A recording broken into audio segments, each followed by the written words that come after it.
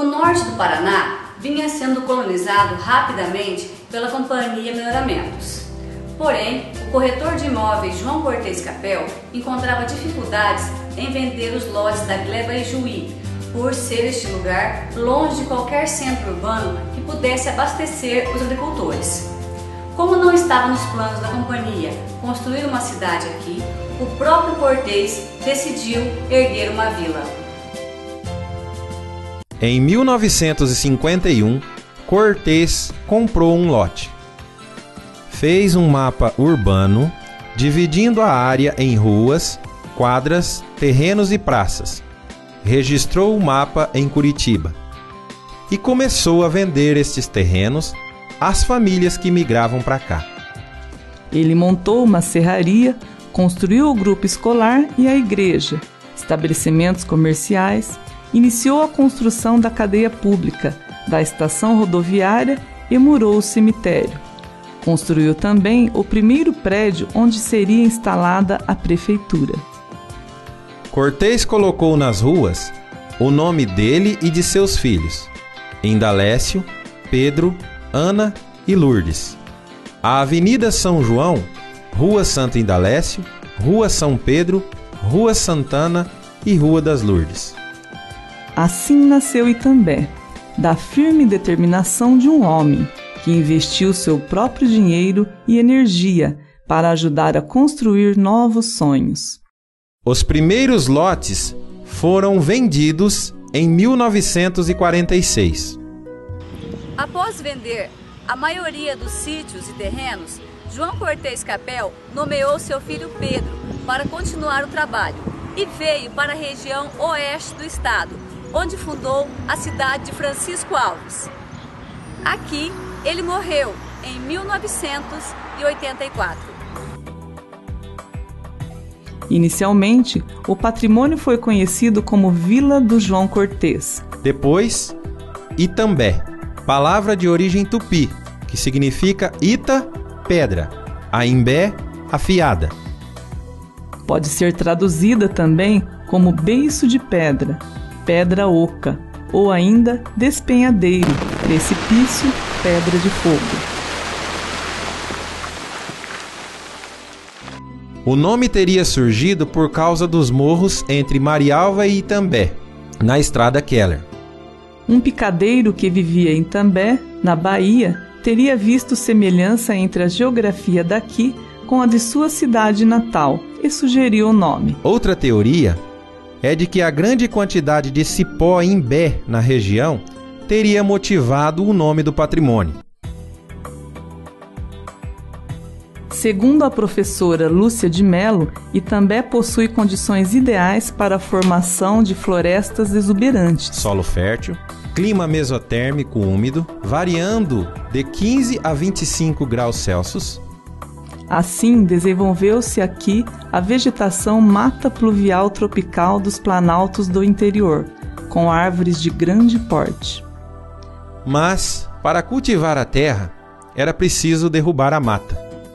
Então, em 1947, entraram em cena foices, machados, traçadores, fogo, e a floresta foi trocada pela terra nua, onde seria cultivado o futuro de muitas famílias. Os animais foram caçados, mortos pelos incêndios ou fugiram. Após o desmatamento, as famílias partiam para o cultivo da terra, o que necessitava de muita mão de obra. Quem trabalhava para os proprietários de terra eram os meeiros, pessoas que prestavam serviço na lavoura e recebiam porcentagem da produção. Na área urbana, o projeto de Itambé, traçado por Cortês Capel, começava a tomar forma, com a chegada dos primeiros comerciantes. A mata, que foi derrubada por Paulo Xavier e picadeiros contratados por Cortês, depois de um grande incêndio, fez a limpeza do local onde seria instalado o patrimônio. A pedido de Paulo Tucci, José Noé construiu a primeira casa e comércio do patrimônio na Avenida São João. Foi feita depois a pensão do senhor Paulo Xavier, onde ficavam os picadeiros, administrada depois pela família Naujales. Havia também casas de palmito e tabuinha. A cidade era composta por 6 quadras desmatadas e cercadas pela densa floresta. A lavoura que apresentou uma grande riqueza para o patrimônio foi a hortelã-menta. Imigrantes japoneses que viviam em São Paulo vieram para cá, desmataram as terras, plantaram o hortelã e montaram alambiques. Depois, muitas outras famílias também aderiram ao cultivo de hortelã-menta. A hortelã dava corte a cada 90 dias, uma produção elevada. Outro fator positivo desta lavoura para o avanço populacional da região era a necessidade de mão de obra. O óleo de hortelã era vendido para empresas de cosméticos e medicamentos. Após a derrubada da mata, cultivou-se a hortelã de 4 a 8 anos. Depois houve uma queda nas colheitas. Mas quando isto aconteceu, Itambé já alavancara seu desenvolvimento. Com o fim da era da hortelã-menta, o café tornou-se quase uma monocultura, cobrindo todas as propriedades rurais itambeenses. Aqui o que eu achei mais importante aqui, até uns tempos, depois parou, né? Enquanto tinha lavoura de café, que a pessoa vinha do estado de São Paulo, aquelas bandas lá que não dava café quase, chegava aqui, achava o café amarrado, os feixes para não quebrar galho de tanta carga que dava. Ah, era? Um vizinho meu, um espanhol, ele tinha 8 arqueiros vizinho meu lá. Foi no 2º ano, mas deu uma carga, que ele abriu os galhos, estava quebrando o galho. Nossa. Quando um dia ele chega com um caminhão lotado de rolo de corda, amarrar o café para não quebrar, fazer os feixes, juntar assim, ó. Para não quebrar tudo. Enrolar. Quantas cordas que nós roubamos para amarrar cabrito. Porém, frequentemente havia eventos climáticos que atrapalhavam a vida dos agricultores. Em 1953, depois da geada, houve um grande incêndio nos cafezais que ameaçava a todos. Essa tragédia destruiu quase toda a lavoura do patrimônio e região. O evento se repetiu em 1963. Mas os agricultores não desistiam e voltavam a cultivar o café. Como esta cultura demandava muita mão de obra, várias famílias se mudaram para cá em busca de trabalho. De acordo com a professora Elizabeth Aparecida Moreno, o povo que formou Itambé migrou de Santa Catarina, São Paulo, de outras regiões do Paraná, Minas Gerais, de outros estados do Brasil, além de outros países. Como a maior parte da população residia na zona rural, as fazendas tornaram-se verdadeiras cidades. Os bairros e comunidades rurais, como eram denominados, possuíam uma infraestrutura básica para abrigar os moradores, como casas, escolas, igrejas, vendas, barracões. Existiram cerca de 17 comunidades entre as décadas de 50 e 70. Nestas não havia água encanada. As roupas eram lavadas em rios ou em tábuas com água retirada de poços. A vida social era agitada. Cada comunidade possuía um time de futebol. Então eram feitos torneios entre eles, criando muita rivalidade.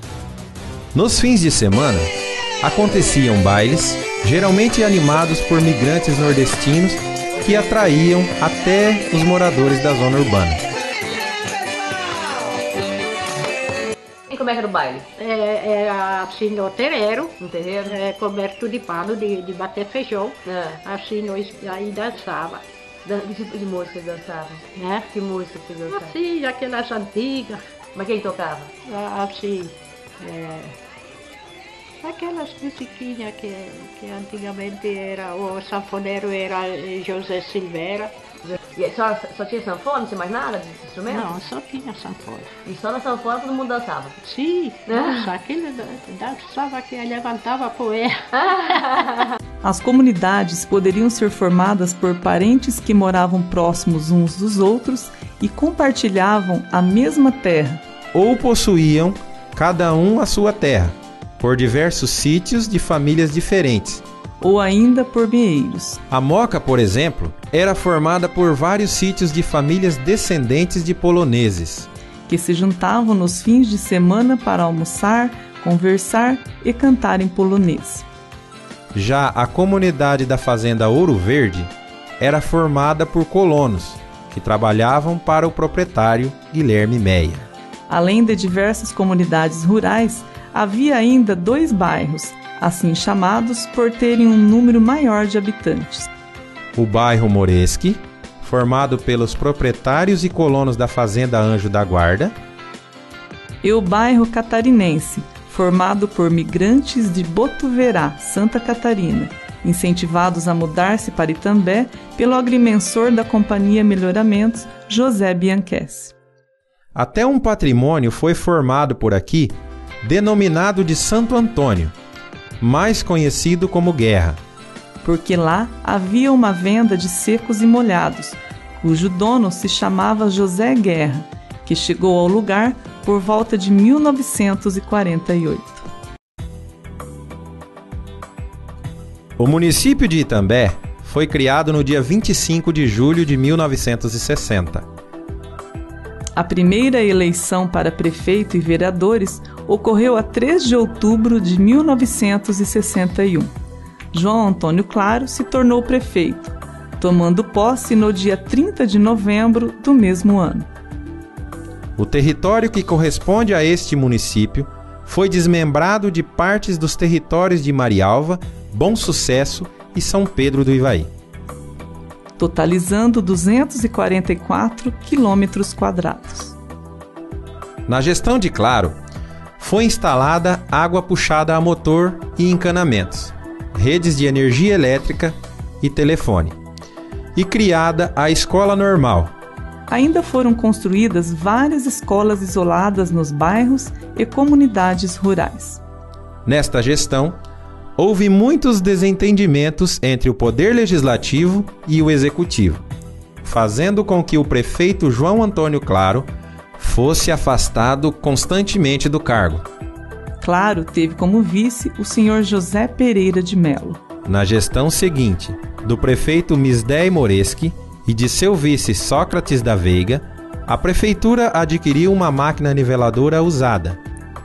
E foi possível melhorar as estradas e fazer outras melhorias na cidade. No final desta gestão, foi erguido o prédio atual da prefeitura. Itambé ganhou ainda símbolos municipais, o brasão, a bandeira e o hino. No mandato de Gibson Linhares Monteiro e Paulo Orlandini, o município recebeu a Patrulha Agrícola para atender aos pequenos produtores. Destacam-se ainda o término da ponte do Rio Keller, construção do muro do cemitério, do estádio municipal com vestiários e cercas de madeira e instalação da biblioteca pública. Assim, as dificuldades iniciais foram amenizadas e também conquistou mais qualidade de vida para os seus moradores, e o perímetro urbano ganhou novas casas e prédios comerciais. A Câmara de Vereadores de Itambé, desde o início, foi muito atuante, tendo como função criar leis, projetos e fiscalizar o Poder Executivo. Na primeira legislação, os vereadores não recebiam salário. Mesmo assim, era preciso disputar a eleição com muitos candidatos. O trabalho da Câmara é essencial ao município, pois garante a manutenção da democracia e o cumprimento das leis. Outro setor essencial é a segurança. Nos primeiros anos do patrimônio de Itambé, havia o inspetor de quarteirão, para proteger a população.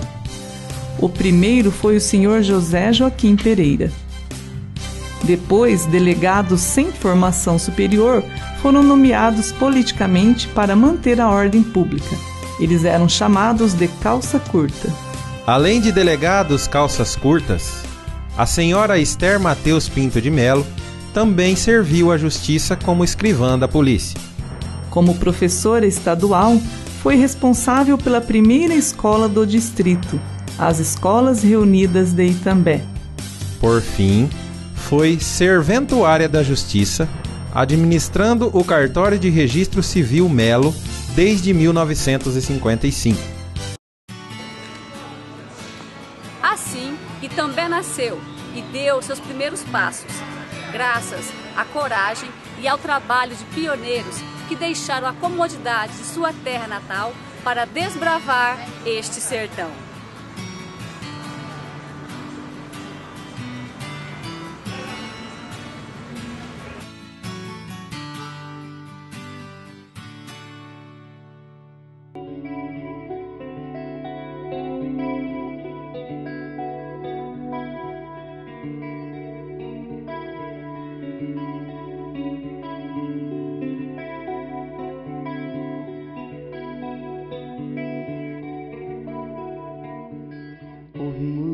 Lá no meio do sertão, Maria bonita abraçou Lampião e fez dos teus olhos jorrar cachoeira.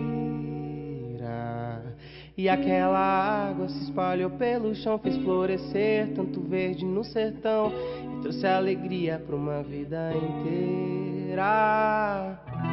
Maria bonita, da tristeza fez brotar a vida, mostrou que a alegria só é fruto de quem já sofreu um dia. Deixou a tristeza jorrar, deixou o teu pranto banhar todo o coração que se secou no sol do sertão. Deixa chover os teus olhos para que fluam